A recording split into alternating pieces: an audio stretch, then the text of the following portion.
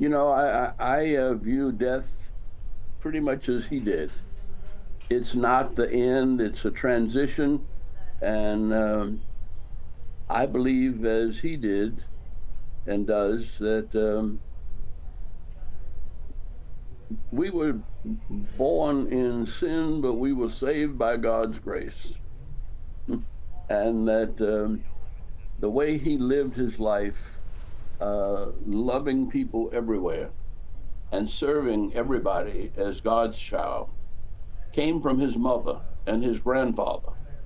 And as it did from me and my grandmother and my grandfather. And that's an old fashioned Southern faith that as I get to be 92, 93 almost, it becomes very supportive. That I don't think of this as a sad time. I think of this as a triumphant time. That he was serving God and serving God's children here in Georgia, and he did not put any limits on the grace and mercy of God and the needs of God's children. And I think that great is his reward in heaven, and that he and Rosalind will be united. And hopefully, the barriers are not so strong that, well, I'm convinced that though Martin Luther King has been gone from us for, well, since 1968, uh, not a day passes when I don't think of something that he said that I needed to hear now. And it's as though death is not an end. It's a time of separation, but it's also a time of grace and mercy and forgiveness. While we are yet sinners, Christ died for us. And this is something that I think we all need to focus on as we see a man who lived a wonderful life for 100 years. He never claimed to be perfect, but he always claimed to be obedient to the still small voice of God speaking within his soul and guiding him in the leadership of this nation. Let's go back to 1968. And for me, I was a young kid. I was 10 years old. I used to watch on the black and white television the civil rights movement. I remember the assassination of Dr. Martin Luther King Jr. and just all the civil rights trailblazers back in the day. During that time in the 60s, in the late 60s, could you even imagine yourself as the first African American ambassador to the United Nations, walking into the White House and having such a prominent role after what you and the other trailblazers during the civil rights movement had to endure to get to that point? What was that like, and being invited by former President Carter to be that representative? Well, it really started with Dr. King the night before he went to Memphis. We were meeting in New York. He had just spoken at the Cathedral of St. John the Divine. And with Harry Belafonte and John Conyers and Dick Hatcher, uh, we were talking about where does the movement go from here? And everybody agreed that we shouldn't have to have a march of 1,000 people to get a stoplight changed or to get better books for schools. That we had to move the energy and vitality of the movement into politics. And that it was through political guidance and partnerships that we could work out a consensus that would be more just than the way we're living now. And we made that decision, and after his death, um, nobody wanted to run, and Harry Belafonte said, "Looks like you got to run."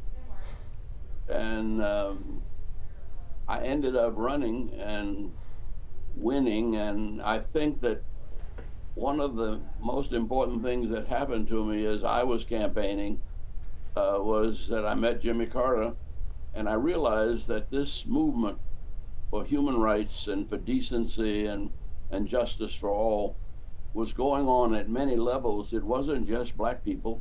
It was people of goodwill of all races, creeds, and colors. And Jimmy Carter was certainly a good example of that. I think the former president, too, said multiple times that he never saw color, having 27 African-American members in his cabinet. I want to talk a little bit, Ambassador Young, about the work that he did after his presidency, because for so many people, that is the work that is left deeply ingrained in our communities. How did he set himself apart and establish a legacy that is going to remain for many, many years to come after being the president of the United States? Well, I certainly hope that that continues.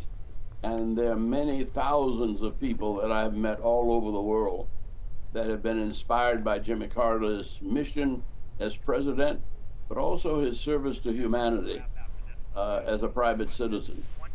And it's one of the things that reaffirms my hope in humankind and in the power of God to control and stabilize and guide this nation and this planet Earth.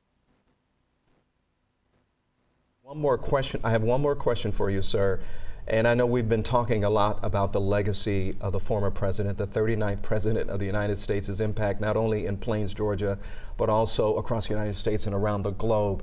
For the future generations, those who may not know of him or lived during that time when he was president, what do you hope that we can pass on to the next generation that the former president did, that they can take with them and carry the ball, take the baton, and continue on in their lifetime? Well, actually, we've been doing that all along. I was taught about George Washington and his insistence on telling the truth, and the Constitution is based on a hope that we can find a way to live together as brothers and sisters in spite of the differences. I know that the first person to die for this country was Crispus Attucks in Boston at the Boston Tea Party.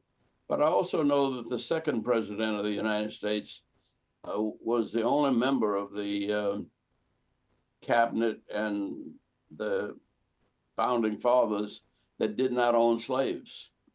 And that led to a slow process that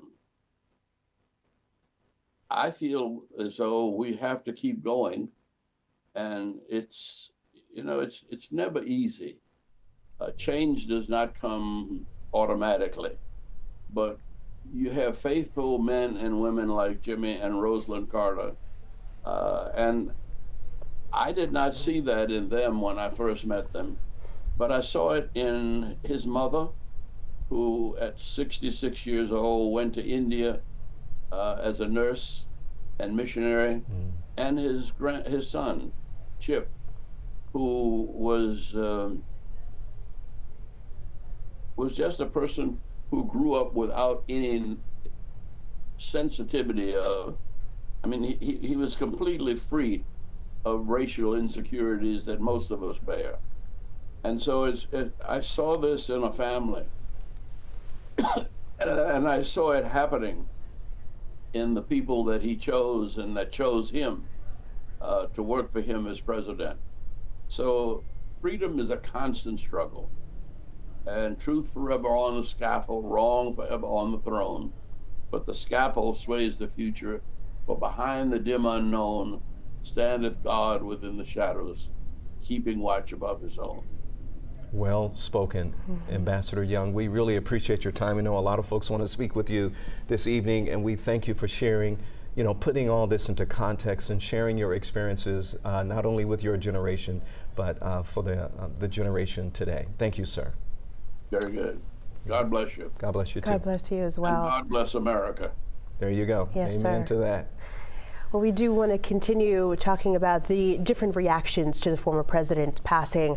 The King Center also put out a statement saying that we are grateful for the 100 years President Carter was on this earth and are continually humbled and empowered by his timely contributions to the Martin Luther King Jr. Historical District, to racial equity, civil and human rights, as well as his efforts to transform unjust systems.